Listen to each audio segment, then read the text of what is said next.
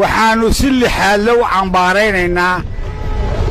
oo aanu uga xunnahay oo aanu u diyaarsannahayba inaannu laftigiisa u dagaaltagno waxaanoo kale lama arag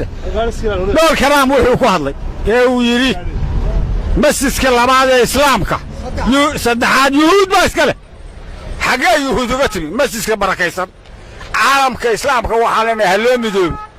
oo isaga hortan ha loo midoobo ha la yska kaashado wax allaale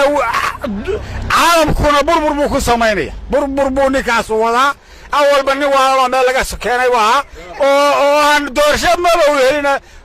qolo ruusha ugu soo shubtay codkaba ma lahaynus waalib uu la soo galay caalamka ninkaa laga qabto caalamka waa barakaatu waa xirsi oo u doodaya islaamka xaqa ha lagu kaco islaamku assalaamu calaykum waraxmatullaahi wabarakaatu waxaan kaloo la hadlayaa farmaasho waa xirsi oo jooga laascaanood muwafaqaaga caddayso intaad joogtay dalka waxbaad tartay dowladdii baad dhistay raganimaad muujisay dadaalkaagu wuu badan yahay islaamka muwafaqa fikraantayda haddaan ka hadlo arrintan oo runtii waa arrin xasaasiya mana haddee iminka aqoonsigani micno weyn ma samaynayo laakiin muhiimaddu waxay ahayd ka hadalkeeda dunida islaamka inay ka yeeshaan mowqif adag aqoonsigan iminka waxaa la odhan karayaa wuxuu dardargelinayaa arrimihii hore ee israa'iiliyiinta runtii ummadda islaamkuna mar kasta waxa weeye oo ummad isku xidhan oo ah ummatan waaxida marka fikir ahaantaydu anugu ka soo horjeedaa laakiin u malayn maayo in ay saamayn ku yeelanayso ummadaha kale wadamada hadda afrika oo kale trump waa nacaladaynaa nacaladka nacalad ku dhalay nacaladii yuhuudda ku soo degto wixii allaaliya wixii islaamka arkana waxaa lagu ballanqaadayaa $100,000 haddaanu nahay annagu soomaalida muslimiinta ku nool laascaanood aad iyo aad baan uga soo horjeednaa qudusna israa'iil male waanu leenahay warda ka jawaaba oo ma garanaysaa ha loo gurmado oo gaalada af iyo adin iyo ma garanaysaa si walba ha loola dagaalamo oo gaalada ha liska celiyo oo ma garanaysaa dee wax la qaadan kara ma aha maanta wax la qaadan kara ma aha muslim baan nahay dhulkeennina waa la banaysanayaayo yuhuud baa banaysanaysaa waxaan qaadan karna ma aha masaajidka al-aqsa baa maanta la banaystay oo waxaa laga taagayaa marada yuhuudda de macquul ma qaadana karmayno muslimiintana ka jawaabaan haddii aanu nahay beesha laascaanood gobolka sool haddaanu nahay dhalinyartiisa iyo dadka shacab ku nool waxaannu ka hadlanaa oo aad u cambaaraynaynaa donald trump xukunka uu soo saaray go'aanka ka qabo in la siiyey masjid aqsa la siiyey israa'iil waxaanu leenahay islaamku meel kasta joogo niyadiisa ha gubto xukunka soo saaray donald trump uu leeyahay masaajidka saddexaad ee yacnihii la siiyey dadka yuhuudda islaamku kelmaddan waxaa filaya kelmaddu ay tahay islaamku midayn lahayd caalimulislaam waxaa laga bilaabay jamaal cabdinaasir dilkiisii waxaa lagu xoojiyey cabdicasiis dilkiisii waxaa lagu xoojiyey anwar asaadaad waxaa ugu dambeeyey madaxdii caalimulislaam oo maxaan idhahday reer galbeedka oo yuhuuddu hoggaaminayso ay dishay cali cabdalla saalax isla markaa waxaa loo socdaana inay tahay in iyada laysu adeegsaday oo maxay layscunsiiyey inta waddan ee aan maanta jirinna aad og tihiin waa tii ugu dambaysay weysha gawrac dubigu ha ku quustee maxaan idhaahdaayey baytulmuqdis oo ah xaramkii labaad ee caalamulislaam meeshii uu rasuulullaahi maxamed ambiyaasha oo dhan ku tujiyey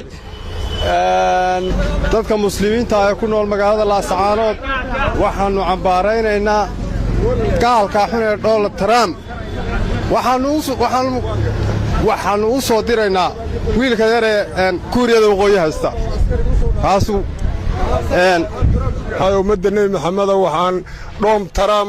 waxaan macnaha arrintaa uu hadda bariga dhexe ku soo kordhiyey waxaan anigu u arkaa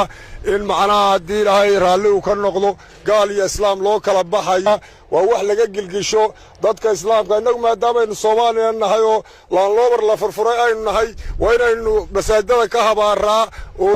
donald trump arrimaha faragelinta uu ku wado muslimka oo foosha xun oo soo noqnoqda uu ku wado muslimka aad iyo aad baan u cambaaraynaynaa. bismillaahi raxmaani raxiim. holka aad baan u cambaaraynaynaa ka soo jeednaa haddaan nahay muslimiinta ku nool gobolka Sool. aad baan u cambaaraynaa habaar iyo wax walba aan la kala taaganahay hadday tahay habaar hadday tahay bismillaahi raxmaani raxiim. arrinkaa waan ka soo jeednaa haddaan nahay muslimiinta ku dhaqan gobolka Sool gaar ahaan magaalada Laascaanood waxaan leenahay arrinkaa waa cambaaraynaa habaar iyo wax walba habaar oo yar oo soo taagan waanu jahaadanaa waanu ka jahaadanaa dadka joogan baan ugu tagan waxaanu u jahaadanaa annagoo ciidan oo dagaalamana oo ficil iyo af iyo adib ka geysan annagoo muslimiin ah oo daraawiisha oo Soomaaliya beytul maqdis baa la yiri kaas kale soo aragtaa seenna u sagaleena yuhuud baan leena yuhuudii waxay tiri gurigeena annaga iska leh tee yuhuudku ma gurigeena beedka ilaahay ma yuhuud baa leh aniga xageedii soo qodey tee waxaan u arkaa inay khaldan yihiin Allahu akbar waa lagu taadaya see lagu taadaya waxa la lagu taadi karo halaale wuxuu lagu taadi karo madaxweynaha Mareykanka Donald Trump waxaan aad baan uga soo horjeednaa maaraha markii ugu horeysay ay Mareykanku tan ku dhaqaaqaan hore waxa ahayd inuu Congress-ka Mareykanku u codeeyay in laga dhigo caasimadda Yahuudda Israa'iiliyiinta kadib madaxweynayaashii ka horeeyay oo kamid ahaa Obama oo hore waasixin waayay laakiinse ninkan uu ahaa ninkii ugu horeeyay ansixiyo taa waxaanu leenahay in haddaanu nahay muslimiinta jaamacadda carabta ku jira ay ka mid tahay Soomaaliya in baytul qudus u aqoonsaday yuhuudda aad baan uga xunnahay waana cambaaraynaa si dhabaan u cambaaraynaa waxaanu ku salidaynaa ninka kuuriyada waqooyi shaydaan baa loo diraa waxaanu ku xunnahay fargelinta xun ee lagu hayo muslimiinta waxaan doonayaa in weliba sitida in inta la xidho suxuurtii la muujiyo waxaan leenahay kan noqo waxa ku dhawaaqday haddii kale jawaabta waa bixinaynaa isaga muxuu ku soo baxay xalaal iyo xaaraan isagu xaraam ku soo baxay waa xaqdar wuxuu ka hadlayaa annagoo gudoomiyaha bajaajada waxaan ka xumahay ninka Donald Trump hadalka ku soo yeeray Washington ka dhanka ah muslimiin dabajar buu ninkaas wadaa muslimiintu waxaan u sheegayaa si degdeg ah inay ficilkaaga ay jawaab degdeg ah ka bixiyaan oo waxaan ku yiri ay ninkan indhihiisa wax ku tusaan haddaan nahay muslimiinta ninkaas muslimiintu jaabinaya in muslimiintu ay baawar leedahay in kale nahay hadalka uu soo jeeday Donald Trump waxay ka jiraan waan ka dhiidhideena macnaha saajka iyo howlaha soo fargelay dadka islaamka waa tijaabinaya awoodda islaamka iyo awoodaha noo gaarka ah Palestine, okay? And that's Palestine, the other side is Americans Einheit. And United States America, that's the problem for the Palestinian. Palestinians, they're taking stones, and they throw it, and everything is broken always. And that's the main point, the main Al-Qudus. Al-Qudus, that's we are to try to again to united in Qudus, united Al-Qudus, that's the capital city in Palestine. Okay, and that is go out for the American policy. All right, and that's we will need to again to Palestinian Muslims united, and we are supported. Okay, one time.